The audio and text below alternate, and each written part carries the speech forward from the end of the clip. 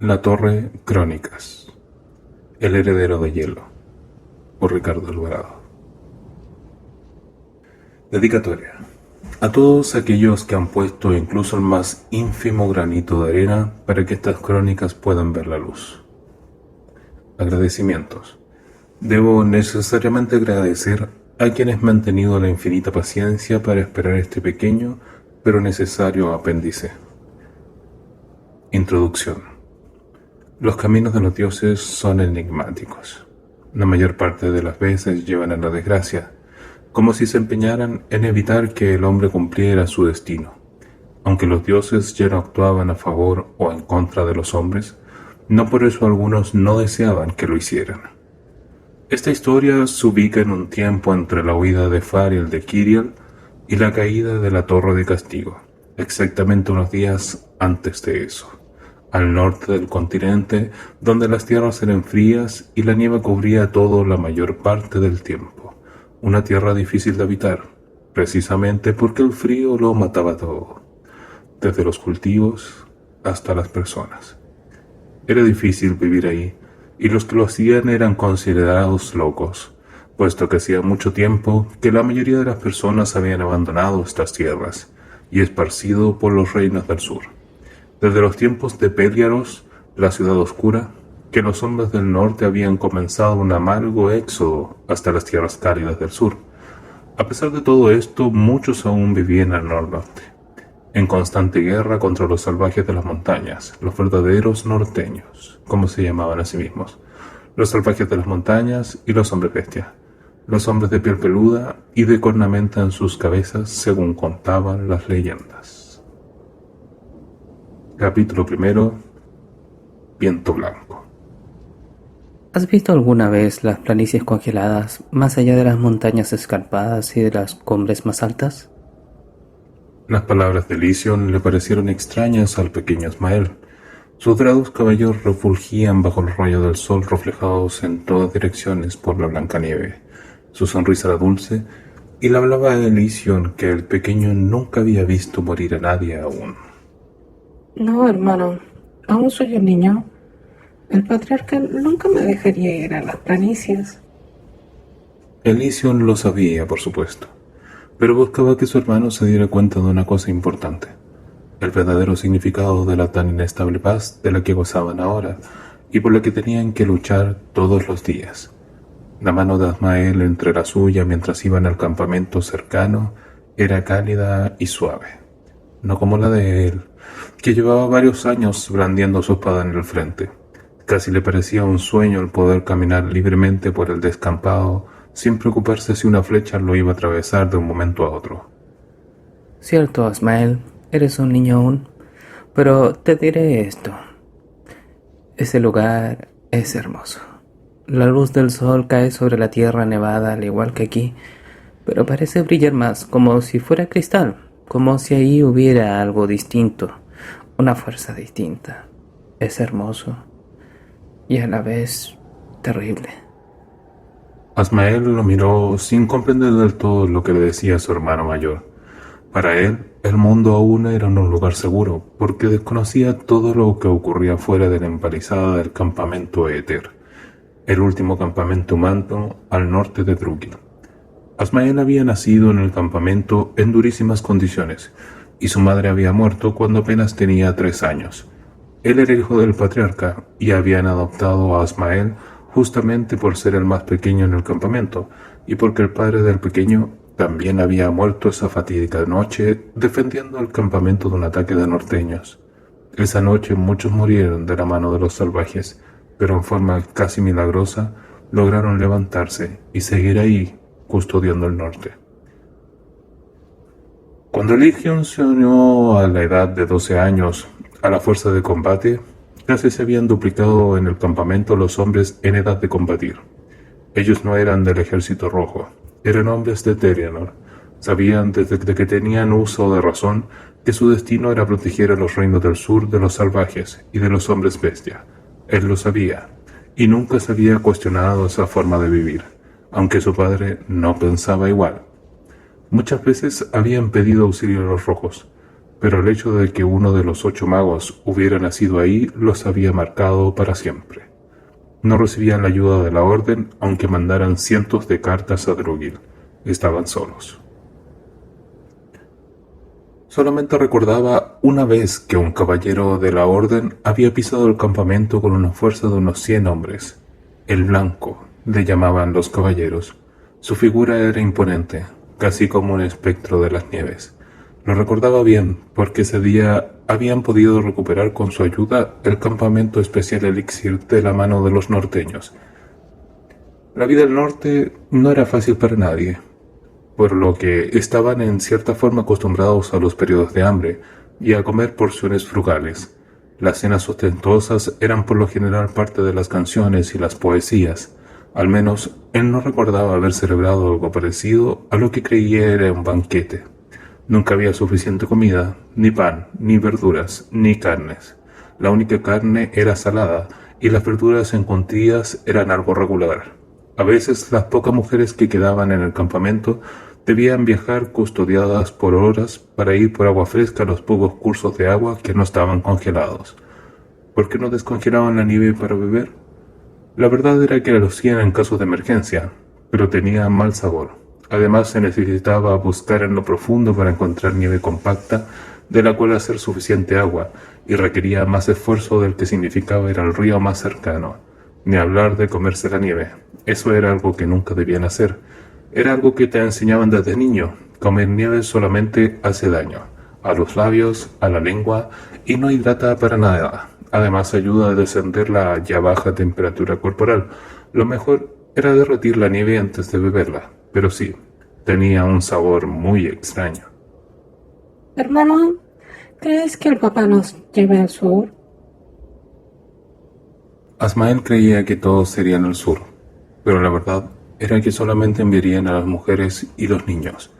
Para los demás ya era demasiado tarde. El rey les había encomendado realizar un ataque definitivo a la única fortaleza de los salvajes conocida en el corazón de la cordillera escarpada. Ellos la llamaban el Bastión Sombrío. No era un lugar hermoso, por supuesto, rodeado de un bosque extraño de pinos de hojas negras, pero aún más porque las empalizadas estaban cubiertas de cuerpos de los que, como él, habían defendido esas tierras. Ya no hay vuelta atrás, Asmael. Cuando lleguen los refuerzos partiremos, algunos al norte y otros al sur. Él intentó no apenarse por ello, pero era lo mejor. Su hermano no estaba hecho para la guerra. Entonces volverán con nosotros luego de eso, ¿cierto? En los ojos del pequeño Asmael brillaba la esperanza. Para tener 8 años era demasiado noble, demasiado blando para ser norteño. Lo mejor para él era ir a las tierras verdes y cálidas del sur, donde todo era más fácil. Estaba convencido de ello. Eso espero, hermano. Eso espero. Los dos entraron al campamento Éter, recibiendo el saludo de los guardias. Ese día hacía frío, pero era caluroso en comparación con otros. Tomaron camino hacia el salón del patriarca, que era donde pasaba la mayor parte del tiempo. La labor del patriarca no era una tarea sencilla. Muchos combates, muchas decisiones sobre hombres, sobre los recursos, los suministros, las expediciones, todo, absolutamente todo pasaba por sus manos. Si hubiera más mujeres en edad de parir, también él elegía quiénes podían tener hijos y con quién. La vida no era sencilla ahí, y por eso debía tomar parte incluso en los asuntos que en otros lugares eran considerados como íntimos. La necesidad los había empujado a eso. Era tan así que el rey de Drugil, si bien mandaba sobre ellos, no enviaba órdenes de ese tipo ni impartía justicia en esas latitudes. Era el patriarca quien tenía todas estas potestades, aunque él nunca había visto un criminal al norte. Estaban tan ocupados sobreviviendo que no tenían tiempo para eso. Hacía muchos años que habían comprendido que para sobrevivir ahí era necesario actuar como una gran familia, y era también por eso que les dolía tanto ver partir a los suyos.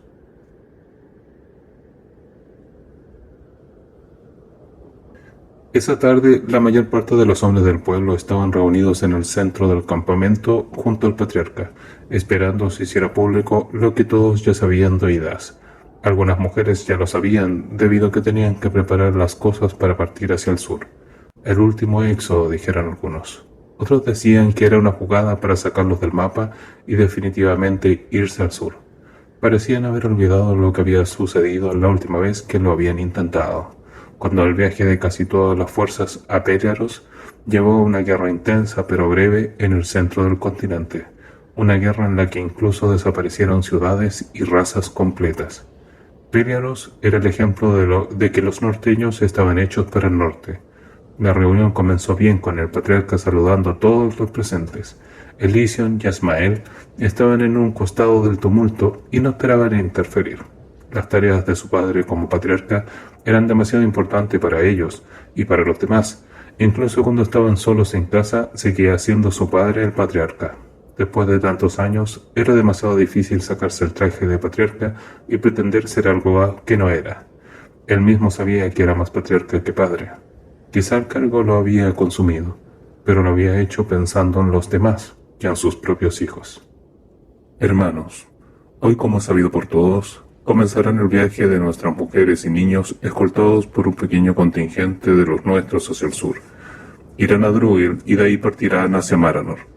El rey Silfion ha decidido hacer lo que los demás reyes tienen miedo de hacer desde que los hombres habitan Terianor. Comenzar a tomar las tierras de los norteños, eliminar nuestras amenazas para que podamos vivir en paz y asentarnos de una vez por todas. No tenemos la fuerza que teníamos cuando el mago de hielo nos acompañaba, pero nos levantaremos y venceremos. Somos más que antes, más fuerte que nuestros padres y con más experiencia. Les quitaremos sus tierras y haremos lo que ningún reino antes ha podido hacer. Venceremos. Los gritos de los hombres dispuestos a combatir resonaron como una trompeta batiente en el aire frío de la tarde. Todos querían vencer, todos querían darle un fin a todo esto, ya sea que murieran o no. Pero ya estaban hartos de luchar simplemente por sobrevivir, querían más, y si era necesario dejarlo todo en una última apuesta, lo iban a hacer. Esa tarde, los carromatos estaban llenos y listos para partir con dirección al sur. Hermano. La voz dulce de Asmael le llegó con cierto temor, como si a pesar de ser un niño, supiera que existía una enorme posibilidad de que no volvieran a verse. Tranquilo, solo ve. Conocerás por fin un prado verde y podrás recorrer las tierras descalzo. El pasto brillará bajo tus pies y verás animales pastando en los campos. Estás a punto de conocer un mundo nuevo. No lo dejes ir, pequeño. Asmael lo miró con los ojos hinchados de lágrimas y los labios apretados. Por unos segundos, Elysion se imaginó el dolor que sentían los padres al dejar ir a sus hijos y esposas, ya que él sentía algo similar en su pecho. Era la misma sensación que tenía cuando iba al frente y dejaba a su hermano en el campamento, pero ahora era mucho más intenso y combinado con un nuevo temor de no volver a verlo. Esto le hizo dudar un segundo. Quizá no era el guerrero más fuerte, aún era joven e inexperto, pero lo iba a dar todo si con eso evitaba que su hermano tuviera que volver. Obtendría una victoria en esta batalla y luego viajaría al sur a buscarlo. Planeaba ser el nuevo patriarca y hacer de Éter una ciudad tan grande como lo había sido Pelyaros hace mucho tiempo, tantísimos años atrás. Al caer la noche ya se habían marchado y la tristeza se apoderó junto al silencio del campamento. Era un silencio extraño y perturbador, como la premonición de lo que iba a suceder con ellos. La piel se le puso de gallina. No recordaba haber sentido una soledad tan profunda en Éter alguna vez. Elysion entró al salón del patriarca. Había un buen número de hombres reunidos ahí. Para ellos, él era un muchacho hábil en el combate y nada más. No tenía ni voz ni voto en ninguna reunión y solamente toleraban su presencia ahí por ser hijo del patriarca. Mañana deberían llegar las fuerzas de Druil comandadas por el hijo del rey Silfion. Partiremos con ellos al amanecer. El ataque al bastión de los norteños debe ser veloz y devastador. No podemos dejar que vuelvan a levantarse. La voz del patriarca recorría la enorme carpa con la gravedad que le caracterizaba. Todos deben estar preparados para partir al amanecer. Lleven todo lo que estimen necesario, dijo el jefe de la guardia, Erfal el Fuerte. Era un hombre enorme y tremendamente musculoso. Podía levantar a un hombre adulto en cada brazo y sentarlo sobre sus hombros sin problemas, una fiera en el campo de batalla. Él nunca lo había visto herido, o algo parecido, aunque no recordaba lo que había sucedido antes de unirse al combate. Según sus propios dichos, hubo tiempos malos en que volver con vida era una verdadera hazaña. Fue en esa época cuando la mayoría de los hombres que estaban en ese salón habían construido su fama, la cual llegaba incluso hasta Drugil, donde eran conocidos por ser los héroes del norte, y también como unos carniceros despiadados, aunque la realidad era otra. Eran hombres buenos, fieros en el combate y que estaban dispuestos a dar la vida por su patriarca y por su gente. En Éter es más común recordar al patriarca que al rey debido a la vida que habían llevado, alejados de cualquier clase de comodidad de las ciudades y conviviendo a diario con el riesgo de morir, incluso a veces en manos del enemigo más silencioso, el frío.